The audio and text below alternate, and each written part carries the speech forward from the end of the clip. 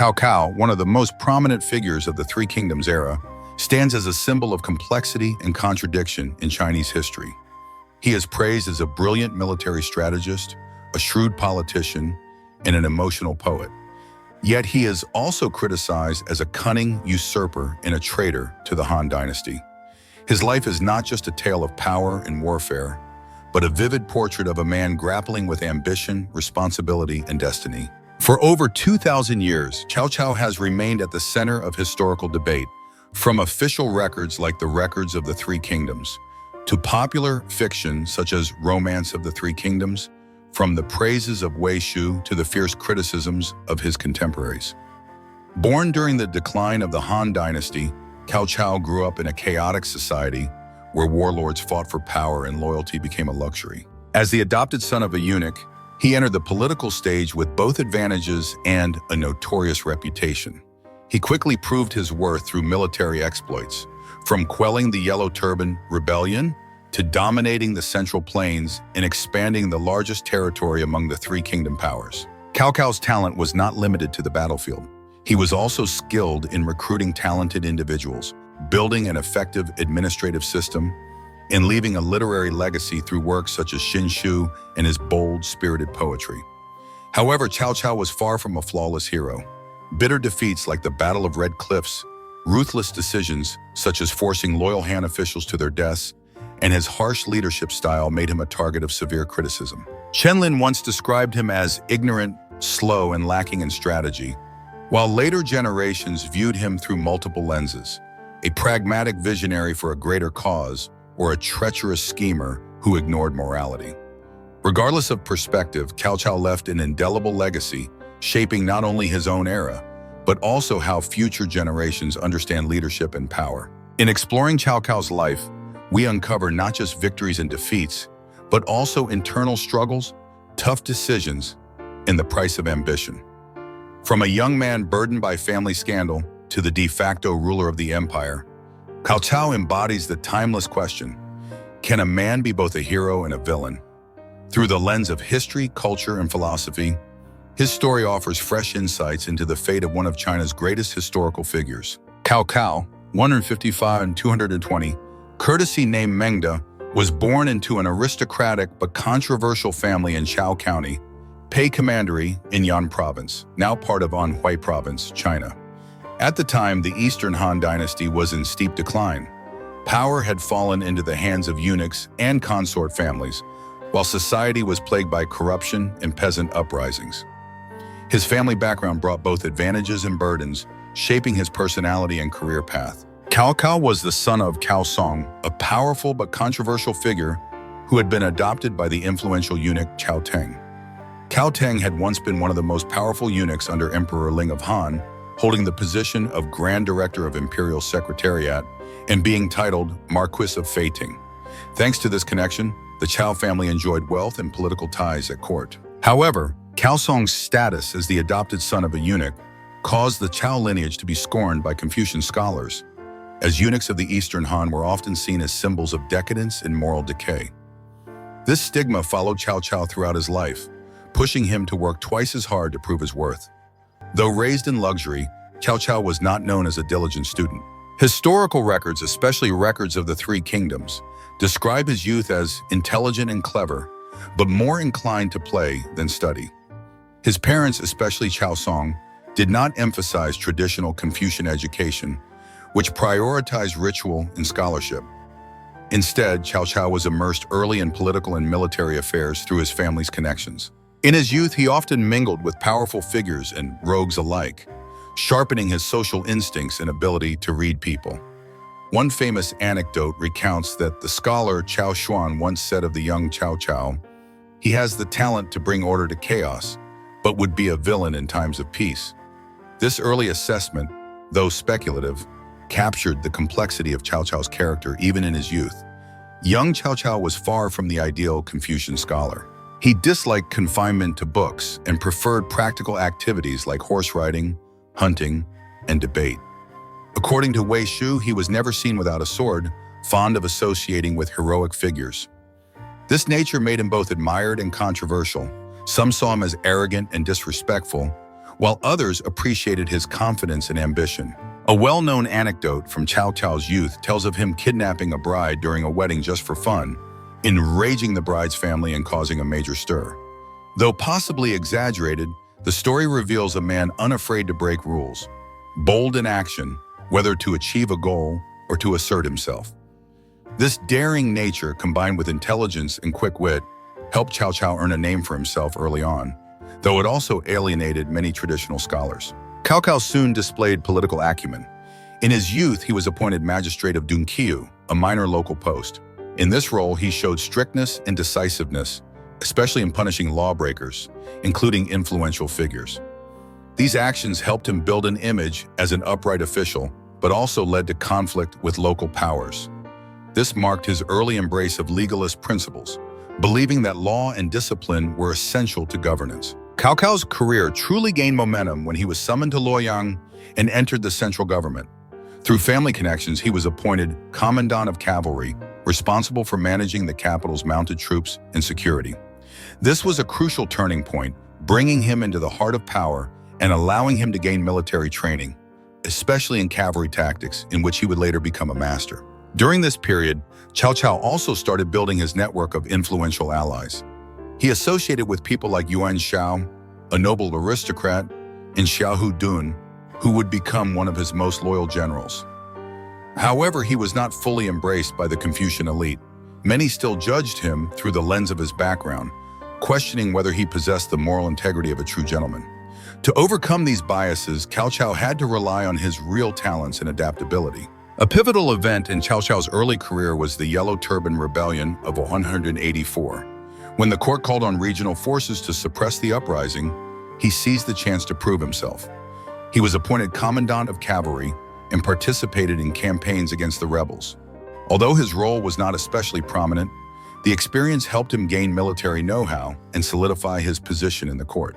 More importantly, the rebellion exposed the Han dynasty's frailty, creating an opening for ambitious figures like Cao Cao to rise. Cao Cao's youth and early career forged the man he would become: ambitious, rule-breaking, and ever ready to turn adversity into opportunity. Burdened by a scandalous lineage and shunned by conservative scholars, he quickly learned to use intelligence and decisiveness to overcome obstacles. These early experiences not only honed him into a sharp leader, but also laid the groundwork for his later military triumphs across the Central Plains. Yet, the boldness and suspicion that marked his youth would also bring him lifelong controversy and eventual downfalls. Cao Cao's military career was a turbulent journey, showcasing both the brilliance and limitations of one of the Three Kingdoms' most iconic leaders. From bitter early defeats to resounding victories in the Central Plains and setbacks in challenging terrains, Cao Cao left an indelible mark on Chinese military history. This section will dive into the phases of his military career, his leadership style, strategic thinking, and the key factors behind both his triumphs and his failures. When Cao Cao embarked on his military path, he faced a daunting landscape. The Eastern Han dynasty was in decline, regional warlords were rising, and the imperial court had lost its grip on control. Appointed commandant of cavalry, a position overseeing mounted forces, Cao Cao demonstrated early ambition, but his inexperience led to several notable failures. Historian Chen Lin, who once served Yuan Shao, harshly described Cao Cao at this stage as ignorant, slow, lacking in strategy, reckless in advance and retreat, squandering troops and losing generals, repeatedly routed. Though clearly disparaging, Chen's words reflect some truth about the early setbacks in Cao Cao's career. One such failure occurred during the pursuit of Dong Zhuo, who had seized control of the court after deposing Emperor Shao. In 189, as Dong Zhuo withdrew from Luoyang, Cao Cao pursued him, but underestimated the enemy and fell victim to a counterattack by General Xu Rong. His army was crushed, and Cao Cao himself barely escaped with his life. Another episode, recorded in records of the Three Kingdoms, occurred when Cao Cao, now Colonel Director of Retainers, returned to his home region of Chao. There, his own soldiers mutinied, raided his camp, and forced him to flee to the home of a village chief in Pinghe, where he disguised himself as Scholar Cao of Jinan to survive.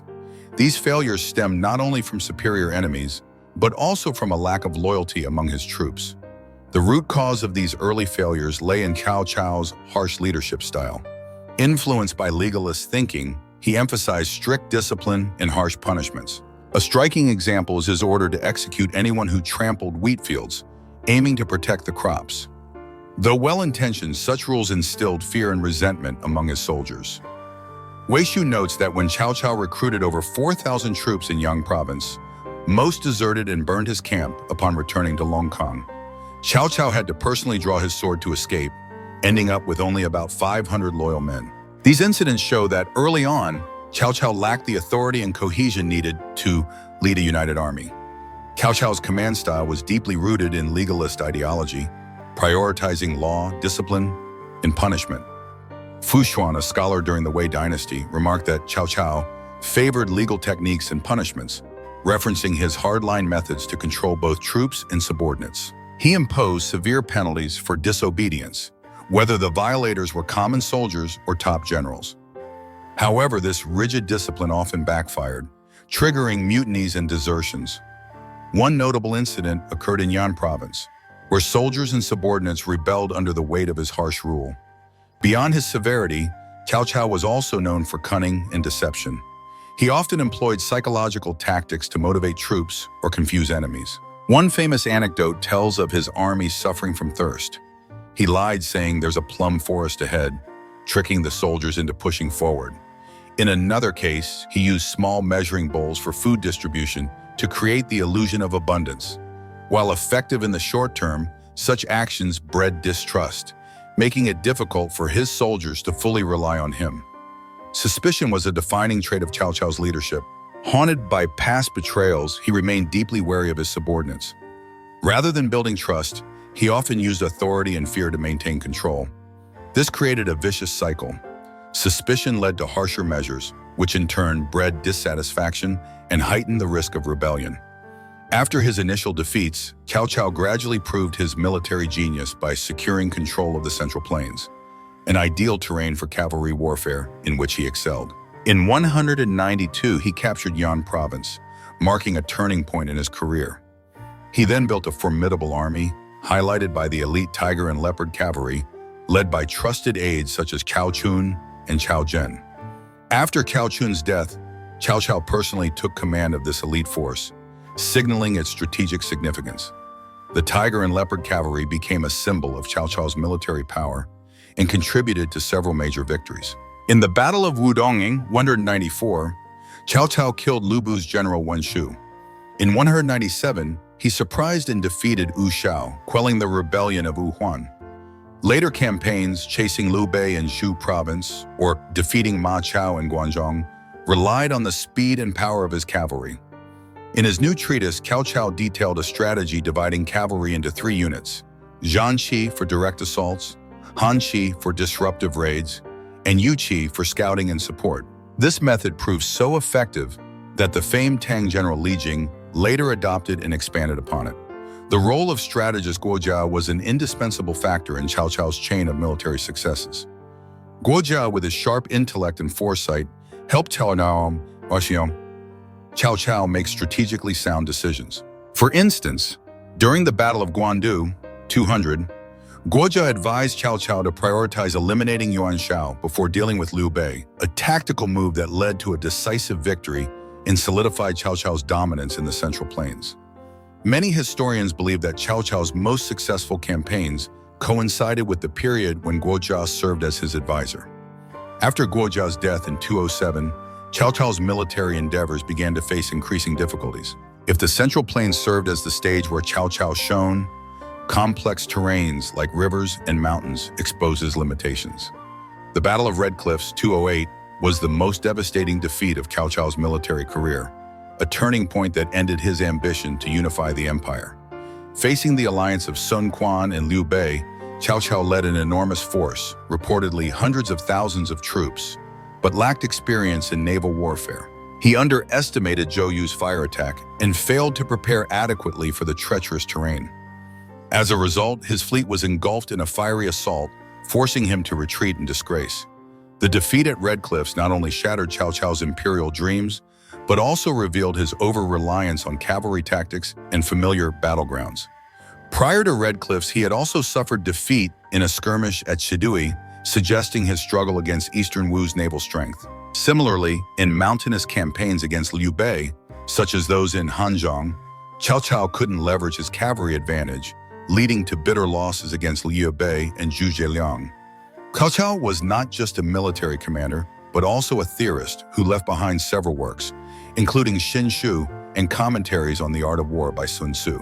Xin Shu was praised by Wang Shen as a guidebook to Cao Cao's victories, proposing several innovative ideas, such as establishing a biao, strategic plan, or benchmark, before launching an attack. Cao Cao stressed that commanders must lay out a plan and punish any division that fails to support others in battle. However, these ideas were later criticized by Tang Taizong and the renowned General Liang, who argued that such rigid theories lacked realism. Liang believed that a great commander should train elite troops well in advance, not wait until facing the enemy to formulate plans. This reflects that Cao Cao's military thinking, while systematic, could be overly theoretical and inflexible. In his commentaries on the art of war, Cao Cao focused mainly on explaining difficult terms rather than developing new strategic theories.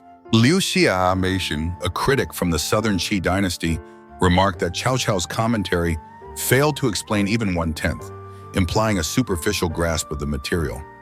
Nonetheless, the sheer volume of his writings shows his effort to systematize military thought, though the quality remains a subject of scholarly debate. Cao Cao's military career was a colorful tapestry, from the painful defeats of his youth to resounding victories in the Central Plains, followed by stumbles at Red Cliffs and Hanzhong.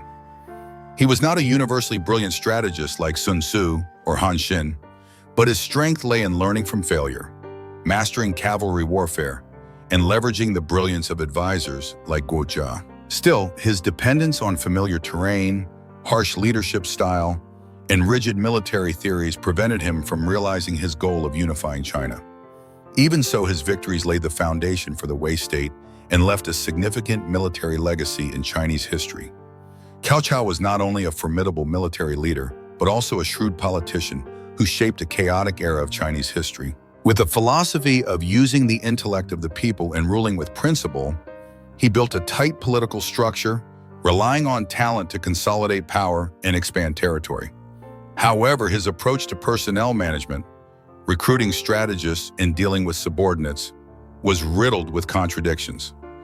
While he attracted talent, he also bred suspicion and provoked betrayal. This section will delve into Cao Cao's political philosophy, his treatment of subordinates, and the shifts in his personnel policies to understand why his otherwise brilliant career eventually reached a plateau.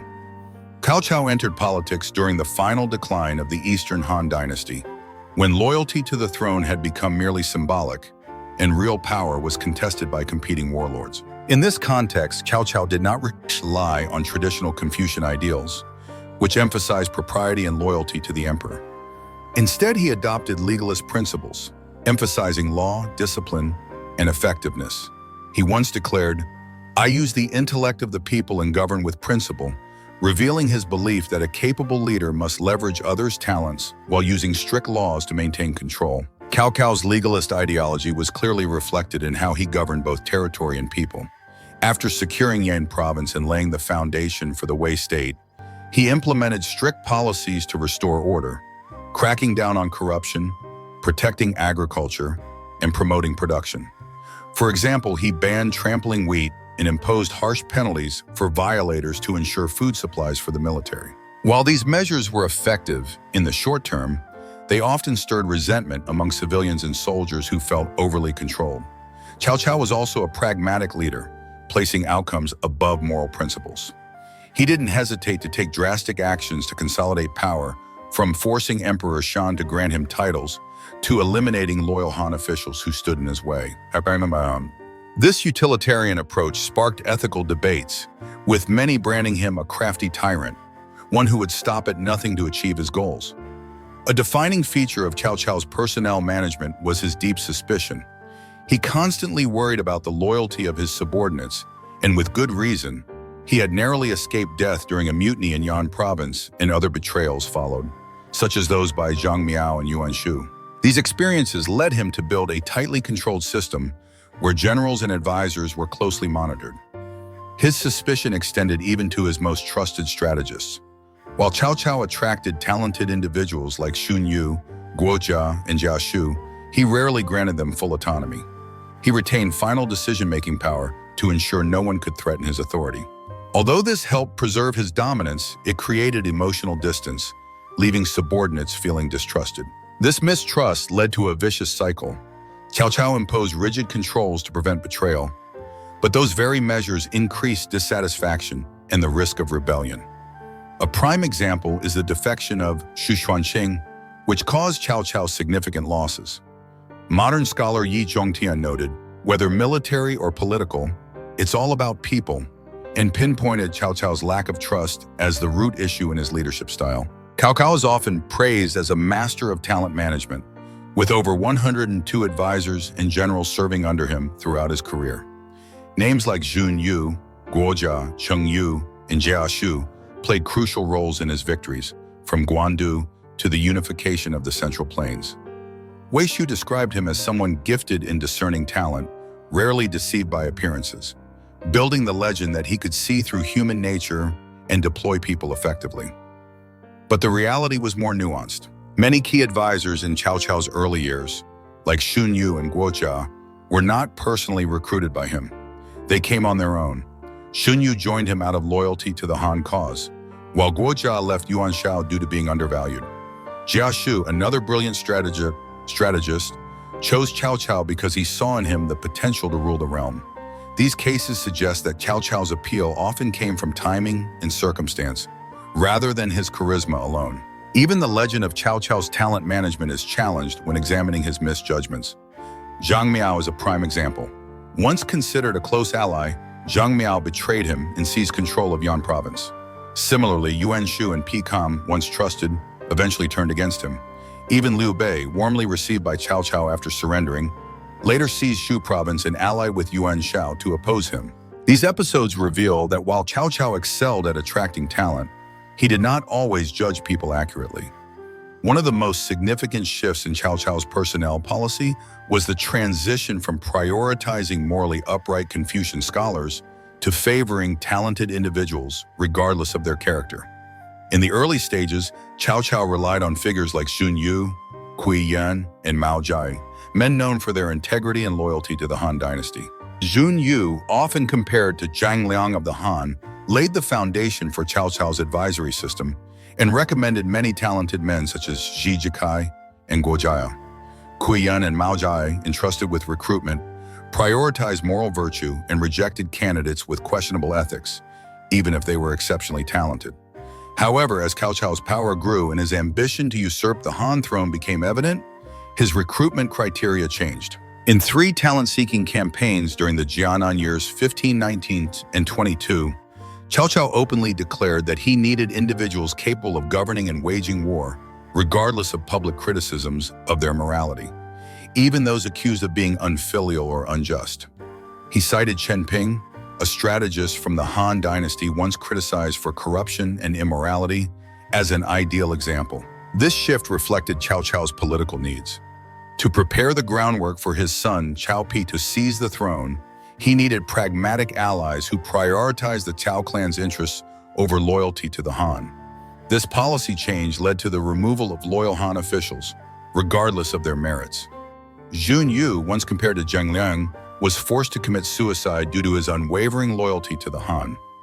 Kui Yan and Mao Ji were dismissed, while more pragmatic figures were promoted. This not only dismantled the influence of Han loyalists, but also introduced a new culture in the Wei court, one where talent was valued above virtue. Cao Cao's relationship with the Han dynasty is one of the most complex aspects of his political legacy. Initially, he used the banner of supporting the Han to attract talent and build his base. In 196, he escorted Emperor Xian to Xuchang and turned the imperial court into a tool to legitimize his power. But he was never truly loyal. Cao Cao used the emperor as a political pawn, coercing him to grant titles, delegate authority, and even allowed himself to use imperial symbols, such as the golden banners in six-horse chariot. As his power peaked, Cao Cao's ambition to claim the throne became more visible. Yet he also understood that an outright usurpation would provoke backlash from both the public and the scholarly class. Thus, he prepared the path for his son, Cao Pi. He famously declared, "If the mandate of heaven lies with me, I will be king one of Zhou," implying he would not take the throne himself, but leave it to his successor. According to scholar Hu Sengxing, this was a strategic test of public sentiment, Cao Cao seeking to maintain a virtuous image while solidifying power. Forcing the deaths of Xun Yu and Kui Yan and dismissing Mao Ji was not merely about removing obstacles. It was a warning that anyone more loyal to the Han than to the Cao clan would face consequences. Even trusted figures like Xiahou Dun had to publicly renounce Han titles and accept positions under the Wei regime, illustrating the depth of Cao Cao's control. Despite his many political achievements, Cao Cao's career plateaued at a certain point. A key reason was his personnel management. His suspicion and harsh leadership style drove away many talents, from outright betrayals like Zhang Miao to quiet resignations by Cheng Yu and Dian Shu. Historian Yi Zhongqian noted that the core of politics is human relationships, and Cao Cao failed to cultivate long-term trust with his subordinates. Moreover, his ambition to overthrow the Han created internal rifts within his ranks. Loyalists like Xun Yu and Kui Yan, though capable, became liabilities due to their commitment to the Han cause. Eliminating them, though necessary for his larger plan, weakened his intellectual core, especially when compared to the caliber of advisors serving his rivals, like Zhuge Liang and Zhou Yu. In the end, Cao Cao's excessive pragmatism, while effective in gaining power, cost him the support of both the populace and the Confucian elite. While Liu Bei built a reputation for benevolence and righteousness to win hearts, Cao Cao was branded a treacherous schemer, a label he never fully denied. This ultimately limited his ability to unify China, and he stopped short at consolidating control over the Central Plains. Cao Cao was a brilliant politician, adept at seizing opportunity, recruiting talent, and building a formidable power structure. His legalist philosophy and pragmatic mindset transformed a small base in Yan province into the mighty state of Wei. However, his deep suspicion, harsh leadership style, and ambition to seize the throne created fractures within his administration. The legend of Cao Cao's talent management holds only partial truth. He did not always judge people correctly, and his mishandling of subordinates contributed to his failure to reach the pinnacle of his aspirations. Nonetheless, his political legacy, from governance systems to methods of utilizing talent, remains a valuable lesson for future leaders. Dubbed the scheming hero in chaotic times, Cao Cao was a historical figure of deep contradictions. He was at once a master strategist, a sharp politician, and a passionate poet, yet also a ruthless pragmatist, willing to cross moral lines to achieve his goals. Throughout his life, he faced difficult choices, from using the Han dynasty as a facade to plotting its overthrow, from winning over talented men to eliminating those loyal to other ideals. This section explores Cao Cao's personality, inner conflicts, and destiny, ultimately seeking to answer, why could he not unify the empire? Cao Cao embodied complexity. He possessed exceptional intellect, adaptability, and grand ambition. Records of the Three Kingdoms describes him as intelligent from childhood, quick-witted in response, yet he was never afraid to act boldly, even cruelly. His nature is reflected in stories ranging from kidnapping a bride as a youth for fun to executing loyal ministers like Xun Yu. Such actions earned him the label Jian Sheng, a cunning and formidable figure who would do anything to achieve his aims, regardless of ethics. Yet beneath the surface, Cao Cao was not entirely without virtue. He occasionally displayed compassion and depth. In his poetry, he revealed his loneliness and desire to bring peace to the realm, as seen in his famous verse short song style, "Raise a cup and sing, how short is human life." He also wept when moved by the loyalty of subordinates, such as in the case of Pai Kam, who would later betray him. These moments show a man torn between personal ambition and a sense of duty to his era. Cao Cao was also highly self-aware. When urged to take the imperial throne, he replied, "If heaven's mandate is mine, I will be king one of Zhou," signaling that he would not claim the title himself but pave the way for his son. This was more than modesty. It showed a desire to preserve his legacy while wielding full power. Still, his excessive pragmatism and suspicion made it difficult to win complete trust from the people and his followers, an essential element for unifying the empire. One of the greatest contradictions in Cao Cao's life was his relationship with the Han dynasty.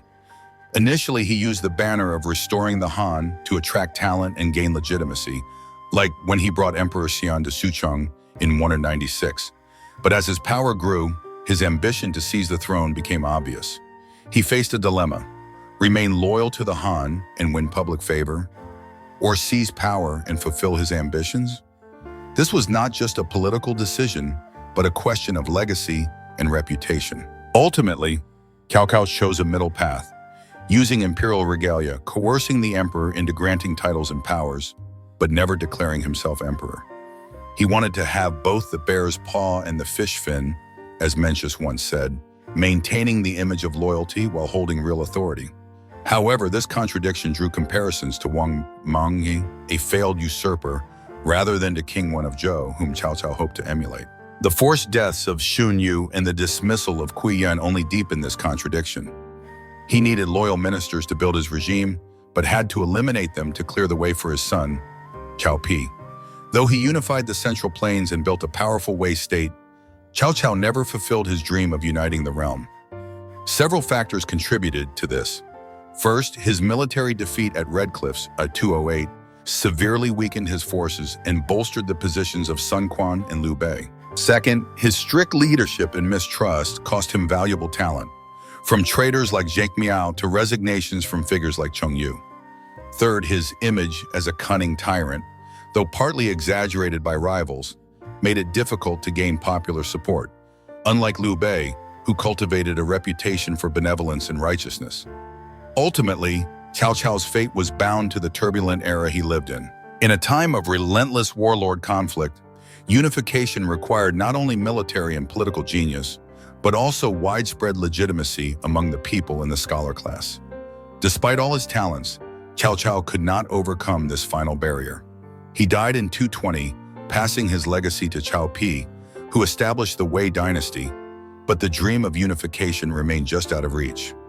Cao Cao remains one of the most controversial figures in Chinese history, praised as a genius, condemned as a schemer. For over 2,000 years, his image has been shaped by historical records, literature, and popular culture, from Chen Shou's Records of the Three Kingdoms to Luo Guanzhong's Romance of the Three Kingdoms. While historians depict him as a brilliant leader who unified the Central Plains, the novel portrays him as a ruthless tactician, standing in stark contrast to Liu Bei's image of benevolence. So who was the real Cao Cao, and what lessons can we draw from his life? Cao Cao may not have been a military prodigy like Sun Tzu or a flawless statesman like Zhuge Liang, but he was an outstanding leader in chaotic times. He built the Wei state from a modest base, recruited hundreds of talented individuals, and left behind a notable literary legacy. Yet his suspicion, harsh leadership style, and ambition to usurp the Han throne ultimately held him back. His defeat at Red Cliffs and loss of trust among subordinates reflect the limits of his leadership. Cao Cao had a profound impact on Chinese history and culture. He symbolizes pragmatism, a man who rose by confronting chaos head-on. In modern culture, his image lives on through films, games, and books, serving as inspiration for stories about leadership and power. The lesson of his life lies in balance. A leader needs not only talent, but also trust and unity. Though Cao Cao failed to unify the empire, he stands as proof that even the greatest individuals are shaped and constrained by inner contradictions. And you, what do you think of Cao Cao? A hero in troubled times or a cunning villain? Share your thoughts and let's explore the man and his fate together.